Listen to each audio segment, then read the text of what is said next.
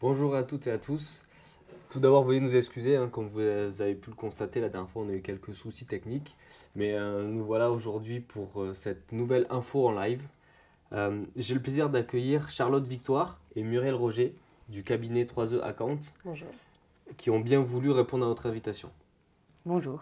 Bonjour. Les entreprises sont composées de femmes et d'hommes et chacun ont leur rôle à jouer dans leur activité. Une étude révèle que 97% des salariés pensent qu'il est important d'avoir de bonnes relations dans le travail. Dans ce cadre, il peut être constaté des situations de stress, de harcèlement ou de violence. Et en entreprise comme dans la société, le cadre juridique et la législation a évolué pour se caler à cela. C'est pour ça qu'il nous a semblé important de faire un point et d'apporter des précisions sur ce sujet. Aujourd'hui, Charlotte et Muriel vont pouvoir répondre à nos questions et apporter leur savoir et leur expertise sur ces sujets. En fin d'émission, nous prendrons quelques questions pour répondre justement à vos questions. Ok.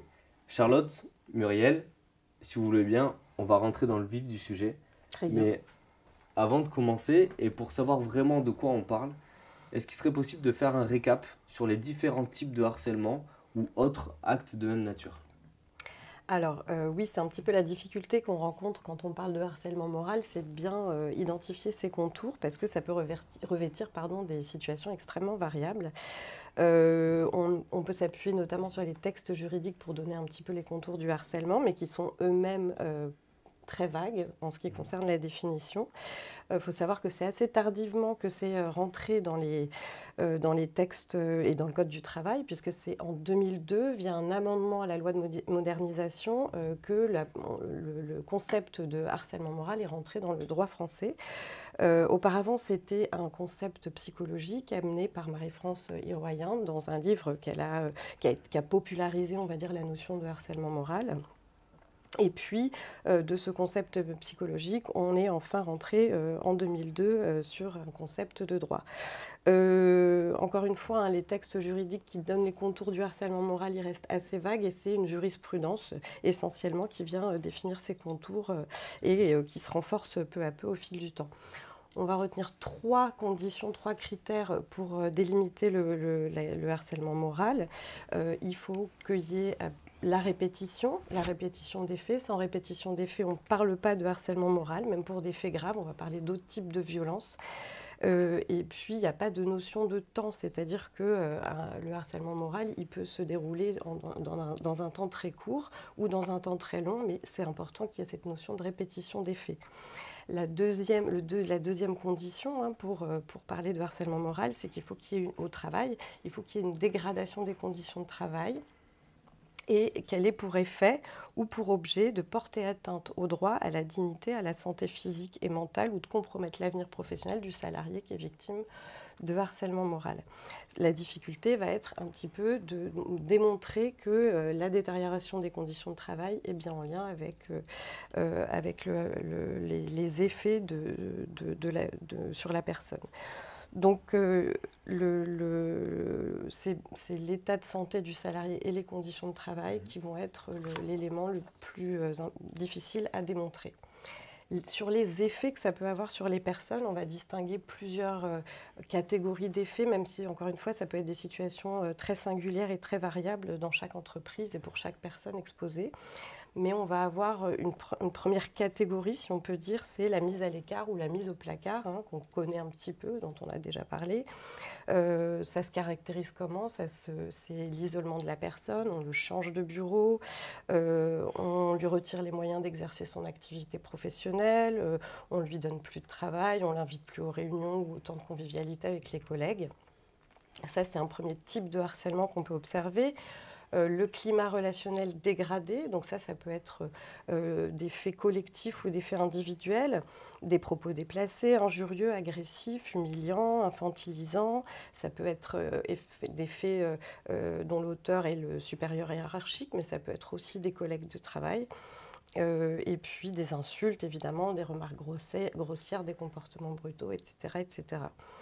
On a aussi une autre catégorie qu'on va qualifier d'abus de pouvoir, et là on parle des supérieurs hiérarchiques ou de la direction d'ailleurs. Et là, on va avoir plutôt des multiplications de reproches injustifiés, on va confier des tâches dégradantes sans lien avec les qualifications ou le poste du salarié, des exigences disproportionnées, des différences de traitement par rapport aux autres salariés, ou encore des procédures disciplinaires abusives. Et puis enfin, et ça Muriel en parlera un petit peu plus, on a les harcèlements qu'on va qualifier de managériaux, c'est-à-dire des types de management qui vont générer des situations de harcèlement. Ça va passer par une surcharge de travail récurrente, des injonctions paradoxales ou contradictoires, c'est-à-dire par exemple des objectifs impossibles à atteindre qu'on donne aux salariés, des délais impossibles à tenir, une mise en échec permanente et une pression continuelle sur le travail. Tout ça, ça a des effets psychologiques absolument dévastateurs. Là, on est dans le troisième critère, hein, c'est les effets sur la personne. Donc, ça va être une diminution du sentiment d'estime de soi, une perte de confiance du salarié exposé, mais aussi des manifestations physiques. Alors là, on va avoir des troubles du sommeil, des troubles gastriques, une perte de l'appétit, des maux de dos. Encore une fois, c'est variable d'un salarié à l'autre, hein. Et puis, bien sûr, des impacts psychologiques et émotionnels. On va avoir des pleurs, un état de déprime, des troubles anxieux, des troubles de la mémoire, une irritabilité, agitation, perte d'intérêt, isolement, fatigue. Et puis la peur, hein, qui caractérise le harcèlement, c'est-à-dire que la personne va être en situation de peur d'aller au travail, d'être au travail, et on le verra éventuellement de se confier à ses collègues. Et bien sûr, dans les cas les plus graves, quand ça dégénère, des pensées suicidaires et éventuellement un passage à l'acte. Donc ça peut aller très très loin le harcèlement quand il n'est pas prévenu ou généré. Je tiens à parler aussi absolument du harcèlement sexuel, hein, qui n'est pas dans la même catégorie que le harcèlement moral, mais bien sûr que les choses se recoupent. Alors, le harcèlement moral, il est puni depuis 2002, mais le harcèlement sexuel, il est puni depuis plus longtemps, puisqu'il est puni depuis 1992, par le Code du travail notamment. Et la notion a été élargie progressivement, encore une fois, parce que là aussi, il y a des situations extrêmement variables en ce qui concerne le harcèlement sexuel. On a par exemple, hein, pour les entreprises d'au moins 250 salariés, l'obligation de nommer un référent sur le harcèlement sexuel qui va être chargé d'orienter, informer, d'accompagner les salariés en matière de lutte contre le harcèlement sexuel et qui doit être identifié dans le lieu de travail. Sur le harcèlement sexuel au travail, il est caractérisé, on va dire qu'il y a deux types de harcèlement qui sont identifiés dans le Code du travail, hein. Des propos ou des comportements à connotation sexuelle ou sexiste, et puis de l'autre côté, des pressions graves pour obtenir des faveurs sexuelles. On va dire que c'est les deux, je schématise un petit peu, mais c'est les deux points à retenir pour qualifier le harcèlement sexuel. Donc qui n'est pas si loin du harcèlement moral, sauf qu'il a cette dimension sexuelle. Et puis, ce qui est important aussi, c'est de parler de la discrimination au travail, qui est aussi punie par le Code du travail. Pourquoi j'en parle là avec la question du harcèlement moral? C'est parce que les discriminations peuvent être un outil de harcèlement moral, hein. Il y a une enquête de l'OIT, l'Organisation internationale du travail, en 2022, qui dit que les violences internes et le harcèlement, les victimes, ce sont majoritairement des jeunes, des femmes ou des personnes d'origine étrangère. D'accord ? Donc, opérer une distinction et une discrimination entre les salariés, c'est interdit. Et il y a une vingtaine de critères qui sont inscrits dans le Code du travail. L'origine, le sexe, les mœurs, l'orientation sexuelle, l'identité de genre. Je ne vais pas vous les faire tous, hein.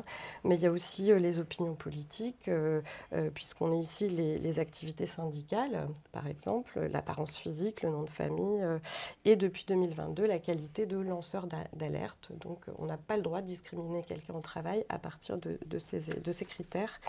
Donc voilà pour ce qui est un peu du champ du harcèlement moral et des différentes formes qu'il peut avoir. Mais encore une fois, il n'y a pas une liste établie de types de harcèlement, puisqu'on peut rencontrer des situations extrêmement variables. D'accord, merci. Donc on voit bien que le harcèlement peut prendre différentes formes, hein, morales, physiques, sexuelles, sans vouloir minimiser ou maximiser quelque forme que ce soit aujourd'hui. On va faire un point sur le harcèlement moral. Est-ce que vous pouvez nous dire comment le législateur s'est emparé de ce sujet et qu'est-ce qu'il y a de prévu pour les victimes, mais également pour les personnes qui commettent de tels actes? Oui, tout à fait. Ben, comme l'a dit Charlotte, on est sur ces 3 critères hein, qui sont la base du juridique, les 3 critères de répétition des faits, qui sont susceptibles de dégrader les conditions de travail, et troisième critère, de porter atteinte au droit à la personne, etc. Donc c'est le socle, on va dire, juridique, mais le législateur l'a introduit à la fois dans le Code du travail et dans le Code pénal. Donc là, par exemple, là, je suis victime ou témoin d'une situation à mon travail de harcèlement. Qu'est-ce que là, tout de suite, qu'est-ce que je peux faire qui est légalement prévu par la loi? Dans le cadre du travail, on est dans un cadre particulier qui dit que l'employeur a une obligation de santé et de sécurité des salariés. C'est tout ce qui, enfin, c'est le principe général de santé au travail, mais qui s'applique également à ces situations de harcèlement, c'est-à-dire que l'employeur doit tout faire pour éviter que n'importe quel salarié subisse des situations de harcèlement moral et par là même voit sa santé dégradée. C'est important ça parce que si l'employeur est réputé avoir été au courant d'une telle situation, donc en l'occurrence d'une situation de harcèlement moral, et que survient un accident ou une maladie professionnelle, à ce moment-là, il peut être accusé et condamné à la faute inexcusable de l'employeur. Donc ça, ils n'aiment pas du tout. Donc c'est ce qui peut aussi, enfin, souvent les animer pour agir et pour ne pas être pris en faute de ce côté-là. D'où l'intérêt d'avoir des traces écrites qui montrent qu'on a prévenu l'employeur et de ne pas se contenter de prévenir l'employeur de manière orale. Suite à une alerte qu'elle émane d'un témoin, d'une victime, voire même d'un représentant du personnel, mais ça on le verra plus tard, l'employeur est dans l'obligation de diligenter une enquête approfondie pour regarder ce qui se passe. Si l'enquête confirme les agissements, l'employeur doit bien sûr les prouver, parce qu'il ne doit pas accuser quelqu'un comme ça, et il doit sanctionner de manière disciplinaire, on va dire, c'est plus facile, par toute mesure, l'auteur des faits. Donc ça, c'est ce que dit le Code du travail, et c'est de la responsabilité donc de l'employeur. La victime, elle peut aussi alerter un représentant du personnel, on en parlera plus tard, mais c'est important. Elle peut aussi exercer son droit de retrait, pareil, c'est prévu dans le Code du travail. Si on estime qu'on a un motif raisonnable de penser qu'une situation présente un danger grave et imminent pour sa santé, il y a certaines conditions où on peut considérer qu'on peut se retirer, tout ça étant encadré, il ne faut pas le faire n'importe comment, mais c'est aussi une possibilité. Et puis, enfin, même si ce n'est pas directement lié à ça, on a possibilité de déclaration d'accident de travail. Ça, c'est très peu connu, dans le sens où dès qu'un fait provient, qui entraîne une crise de larmes, une crise d'angoisse, quelque chose comme ça, le salarié peut déclarer un accident de travail. Ça ne va pas le protéger en soi, mais ça laisse des traces pareilles. Ça peut aussi pousser l'employeur à diligenter des enquêtes et tout ça. Voilà. Dans tous les cas, témoin ou victime, il y a une obligation de protection. Donc, il n'y aura ni licenciement, ni sanction. Et la protection due au lanceur d'alerte s'exerce dans ce cas-là. Ensuite, on a les recours en justice qui peuvent être exercés, donc, du coup, soit au prud'homme, soit au pénal. Dans le premier cas, au prud'homme, c'est l'action directe du salarié qui va être faite ou par une organisation syndicale représentative. Ici, on a des délais de prescription qui peut 5 ans après le dernier fait, on peut encore intenter ça. Et la charge de la preuve incombe à l'employeur. C'est-à-dire que c'est l'employeur qui doit prouver qu'il n'y a pas eu harcèlement. Donc c'est plus favorable aux salariés, c'est moins compliqué, on va dire, à défendre. Et le salarié peut avoir des dommages et intérêts suite à ça. Et enfin, il y a l'action pénale. qu'il a un délai de prescription, elle, de 6 ans. Là, la charge de la preuve, par contre, revient au salarié. Donc, c'est au salarié de prouver qu'il a été victime. Et les peines encourues, là, vont entre 2 et 5 ans d'emprisonnement et entre 30 et 150 000 euros d'amende. Donc, voilà à peu près, rapidement, ce qu'on peut dire sur le contour juridique du harcèlement. Ok, merci. Justement, je me permets de rebondir parce qu'on va avoir certains de nos auditeurs qui sont élus au CSE et ils vont pouvoir s'interroger sur leur rôle lors de ces situations aussi sensibles que le harcèlement moral. Est-ce que vous pouvez nous éclairer sur la place des représentants du personnel dans ce sujet ? Alors oui, des situations de harcèlement moral, quand elles sont avérées dans l'entreprise, elles peuvent être très perturbantes pour l'organisation parce que ça peut être l'effet d'un collègue qu'on aime bien, ça peut être des faits qui ont des résonances sur tout un collectif de travail, ça peut être très difficile. Donc la place du représentant du personnel, elle est aussi essentielle parce que c'est un vrai sujet de santé au travail et ce n'est pas un sujet secondaire de santé au travail. Le rôle du représentant du personnel, pourquoi il est particulièrement important? C'est parce que sa mission principale, c'est évidemment de défendre l'emploi et les conditions de travail des salariés et de s'assurer du respect des droits des salariés au travail. Et puis en matière de santé, Muriel l'a déjà abordé, il a aussi des prérogatives et notamment il doit pouvoir proposer des mesures de prévention des risques, participer à l'analyse des risques professionnels, dont fait partie évidemment le harcèlement moral. Il peut aussi susciter toute initiative du côté de l'employeur parce qu'il pense que c'est important et que c'est comme ça qu'on peut mettre en place de la prévention. Et puis proposer toute action qui lui semble légitime. Ça ne veut pas dire que l'employeur va être obligatoirement d'accord, mais en tout cas, il a toute sa place et toute sa légitimité pour proposer ce type d'action. Pourquoi c'est un sujet très important de santé au travail? Je reviens à l'enquête de l'Organisation internationale du travail qui a été faite en 2022 parce qu'on a très peu d'éléments pour objectiver les situations de harcèlement moral. L'enquête en 2022, elle dit quoi? Elle dit que c'est la forme de violence qui est la plus subie par les salariés dans le monde.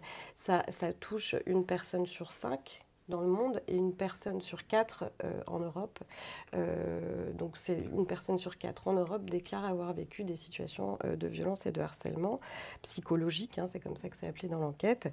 Le constat, c'est aussi que c'est une forme de violence persistante et récurrente parce que 3 victimes sur 5 indiquent qu'elles ont déjà vécu à plusieurs reprises ces situations-là.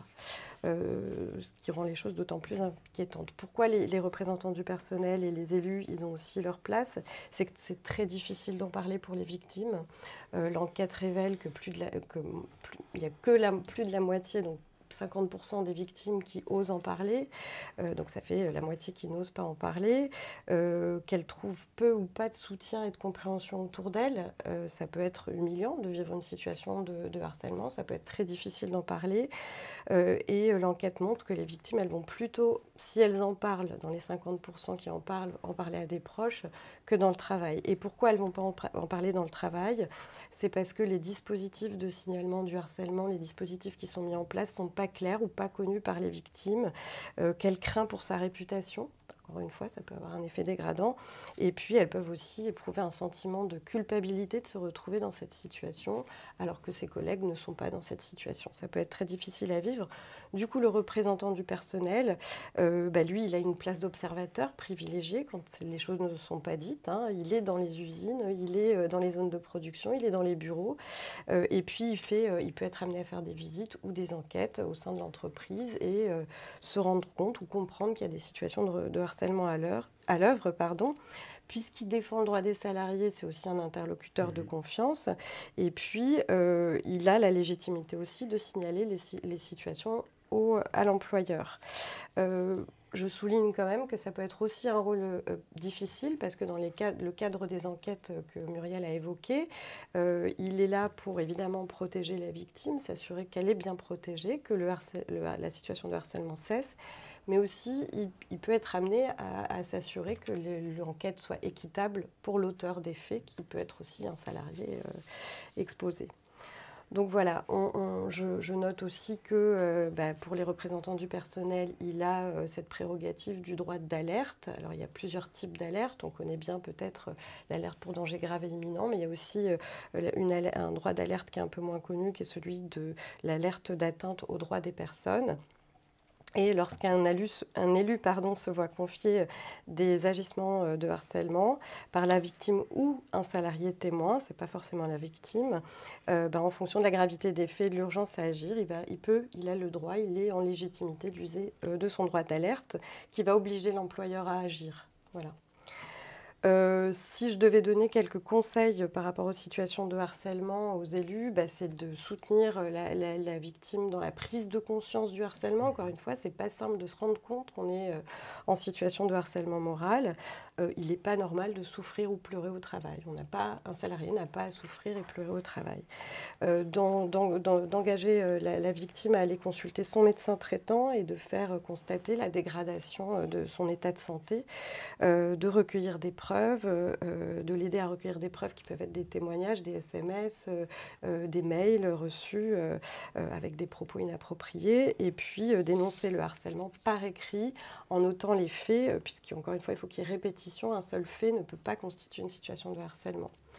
Je fais une petite parenthèse aussi, puisqu'on parle des élus. Les élus, on se rend compte qu'il y a des dérives actuellement sur les situations de harcèlement. On entend dans la presse, du côté des inspections du travail, des inspecteurs du travail, de plus en plus d'alertes sur le fait que le harcèlement est aussi utilisé par les directions, soit pour licencier un salarié dont on veut se débarrasser, soit de mettre la pression sur les élus, voire de les salir, puisque ce sont des accusations qui peuvent être très pénibles à vivre.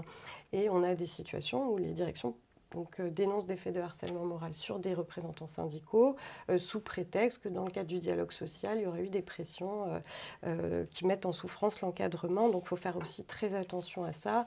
Le conflit au travail, surtout dans le cadre du dialogue social, il est normal. Ce n'est pas une situation de harcèlement. Le harcèlement moral, c'est bien le fait qu'on est dans une dégradation de l'état de santé et pas juste théorique du côté des victimes. Voilà. D'accord. Merci. Comme on l'entend souvent, mieux vaut prévenir que guérir. Et ça vaut aussi dans ce domaine. J'imagine que l'employeur a sa part de responsabilité, tout comme chaque employé d'ailleurs. Mais pour le coup, en termes de prévention, concrètement, pour lutter contre le harcèlement moral au travail, comment est-ce qu'on doit faire ?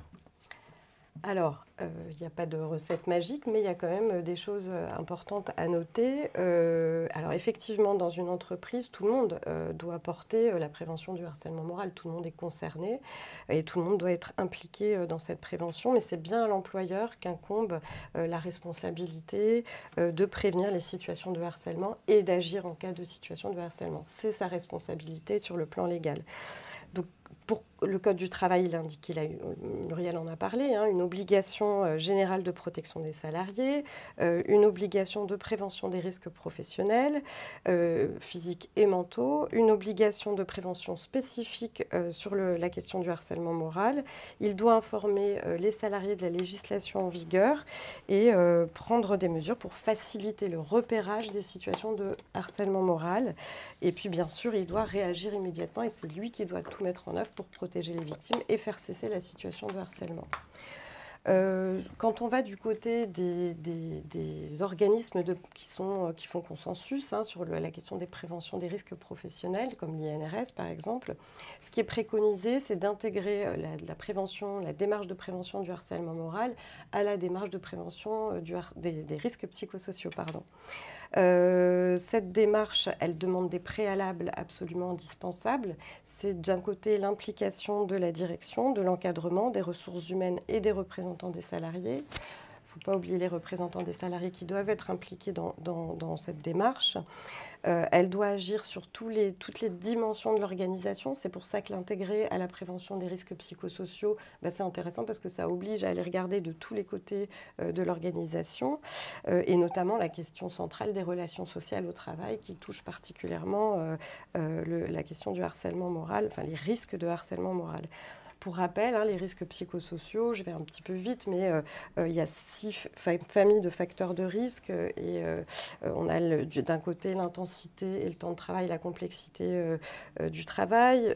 On a en deuxième l'autonomie, la latitude décisionnelle au travail. En troisième, on a la question de l'insécurité des situations de travail et de l'emploi. Là, on peut noter qu'une personne qui est en contrat précaire, si elle est victime de harcèlement, elle va avoir plus de difficultés à se plaindre parce qu'elle peut potentiellement risquer de perdre son emploi. Donc là, on sent qu'il y a effectivement une attention à porter sur ces situations-là en particulier. La question des conflits de valeurs, les exigences émotionnelles, ça c'est le fait de devoir masquer ses émotions au travail. On a les soignants, les caissières de supermarchés qui sont particulièrement exposés, mais pas que. Et puis, bien sûr, cette question des relations sociales. Alors, qu'est-ce qui est entendu par relations sociales ? C'est évidemment les relations avec les collègues, où on devrait pouvoir trouver du soutien, de l'entraide, de la solidarité, pour que les choses se passent bien. On imagine bien que quand un collectif de travail fonctionne bien, les situations de harcèlement moral, elles vont être régulées, elles vont être prises à temps, elles vont être vues, entendues, que ça va être plus facile de parler que dans une situation où le collectif de travail est en conflit, est au milieu de tensions. Pareil pour l'encadrement, s'il y a du soutien technique, s'il y a de la reconnaissance du travail, c'est un facteur de prévention des risques psychosociaux et évidemment du harcèlement moral, quand on peut s'adresser plus facilement à son supérieur hiérarchique pour lui faire part de faits ou de propos qui auraient été inappropriés, c'est plus facile. Évidemment, on voit bien que c'est plus facile d'agir en prévention à ce moment-là. Donc c'est bien quand les choses dysfonctionnent que le harcèlement moral, il peut prendre place dans les organisations. Mais ça, Muriel va en parler. Les autres acteurs de la prévention, c'est bien entendu la médecine du travail qui doit venir apporter son éclairage, donner des conseils en matière de prévention des risques et spécifiquement de risques de harcèlement moral.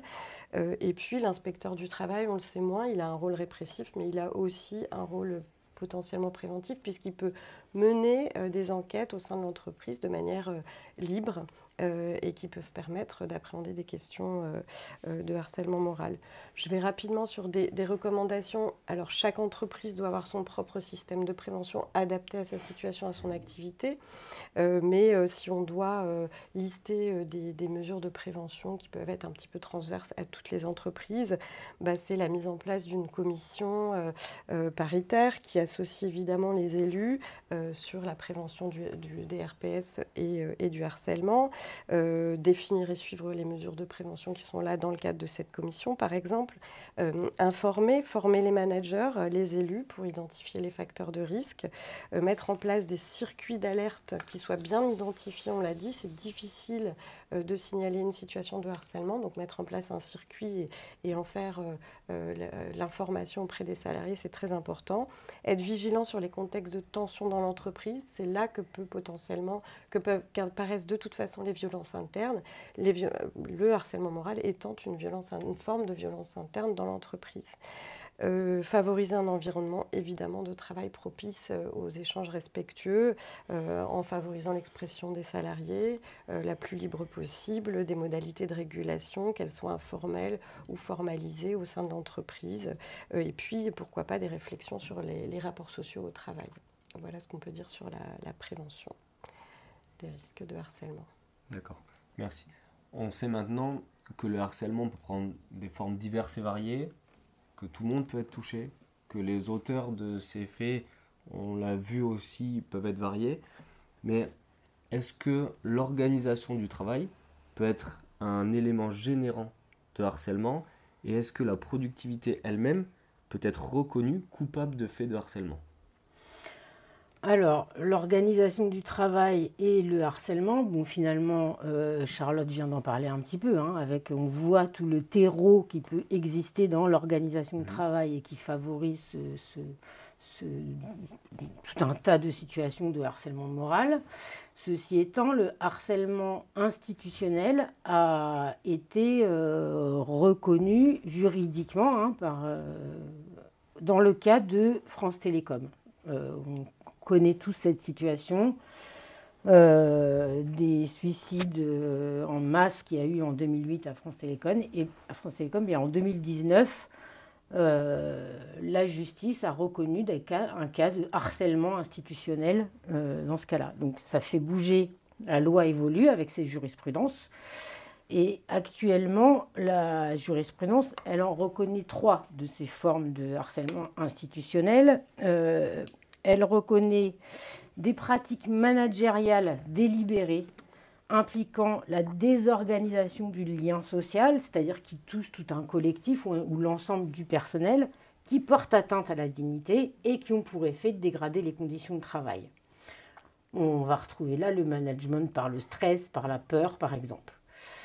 Deuxième forme de harcèlement institutionnel, le harcèlement stratégique, qui finalement vise un groupe particulier de personnes dont l'âge ou l'état de santé ou le niveau de formation ne correspond plus à ce dont a besoin l'entreprise. Et finalement, elle exerce un harcèlement sur cette partie-là de sa population salariée pour les pousser à partir, tout simplement.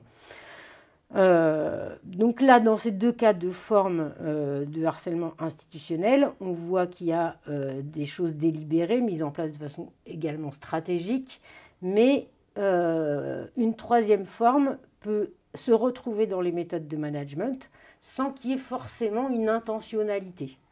C'est-à-dire qu'une méthode de management qui favorise quand même les conflits et le harcèlement moral. Donc finalement, on voit que on retrouve la définition légale sur du harcèlement moral, les agissements qui ont pour objet ou pour effet de dégrader les conditions de travail et de porter atteinte à la dignité. Donc on retrouve nos petits, on va dire, avec cette définition-là, mais on a bien une organisation là qui peut être accusée, reconnue coupable de harcèlement institutionnel. Au passage, d'ailleurs, je vous conseille de regarder un film qui s'appelle Corporate, qui parle de ça, de la mise en place d'un harcèlement institutionnel pour faire partir les gens dans une entreprise, qui est très parlant, où on voit des salariés, l'inspection du travail, des représentants du personnel dans leur rôle. Je vous le conseille vraiment, il est très bien. Vous me demandiez si également la productivité peut être quelque part reconnue comme coupable de harcèlement moral. Je dirais finalement, ça n'a jamais été reconnu dans les jurisprudences de manière la productivité reconnue coupable. Ceci dit, on voit bien que cette productivité-là, elle rentre dans une organisation éventuellement pathogène du travail qui fait qu'elle peut dégrader les conditions de travail et porter atteinte à la dignité. Donc, dans ce sens-là, on pourrait très bien faire évoluer encore la jurisprudence pour établir le fait que oui, la productivité peut y participer. Après, au-delà des aspects juridiques, moi je dirais que il y a un peu 2 façons de voir les choses dans ces situations de harcèlement. Il y a une façon qui considère que le harcèlement, finalement, relèverait de situations de conflit entre un harceleur, éventuellement pervers narcissique, et un salarié qui serait par nature fragile, parce que lui, il subirait ça alors que d'autres non. Et puis, donc finalement, là, le contexte du travail, il passe un petit peu au second plan quand on est dans cet état d'esprit-là.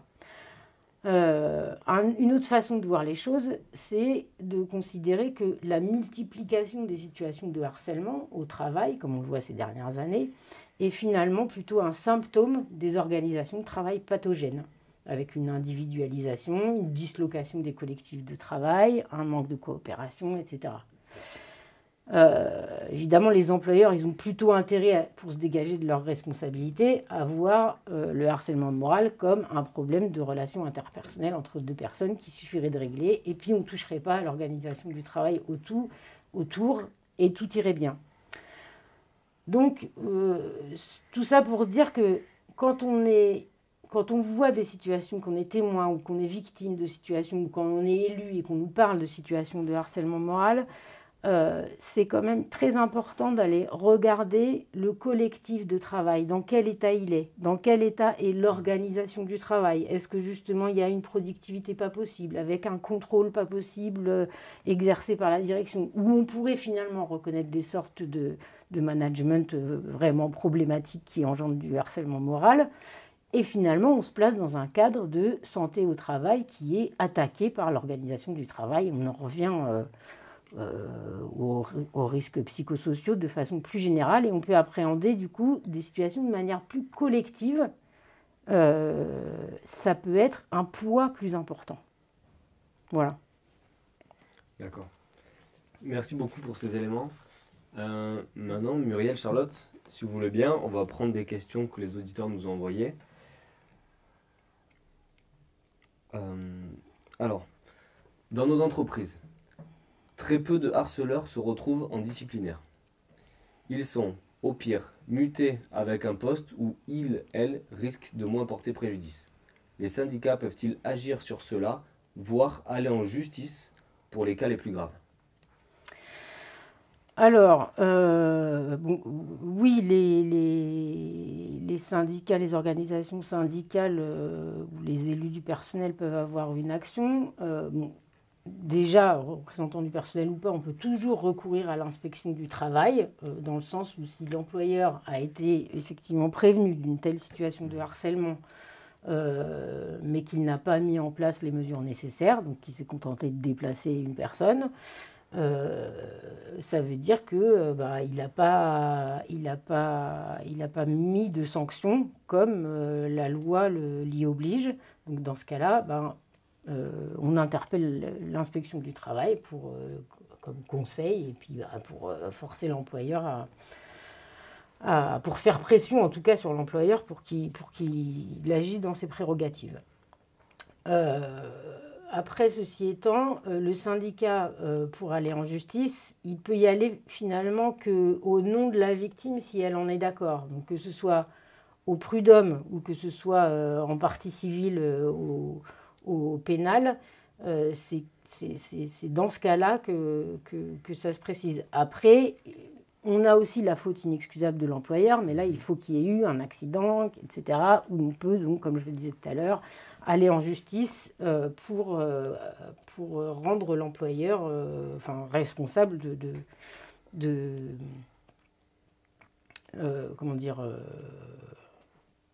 la situation. De la situation, reconnaître la responsabilité de l'employeur dans cette situation. Sinon, au-delà du juridique, il y a, comme on l'a dit aussi tout à l'heure, il y a possibilité d'actionner un danger grave et imminent, parce que finalement, s'il y a eu un harceleur qui a été déplacé donc dans une autre équipe, on peut considérer que l'équipe où il arrive est mise en danger de ce fait-là, parce qu'aucune mesure n'a été prise. Donc, il y a aussi cette possibilité, selon comment ça se passe dans ce service-là, d'actionner cette possibilité. Ce levier. D'accord, merci. On a une autre question. Alors, j'aimerais que soient abordées les pressions sur les objectifs et l'absentéisme, et les leviers pour les faire cesser.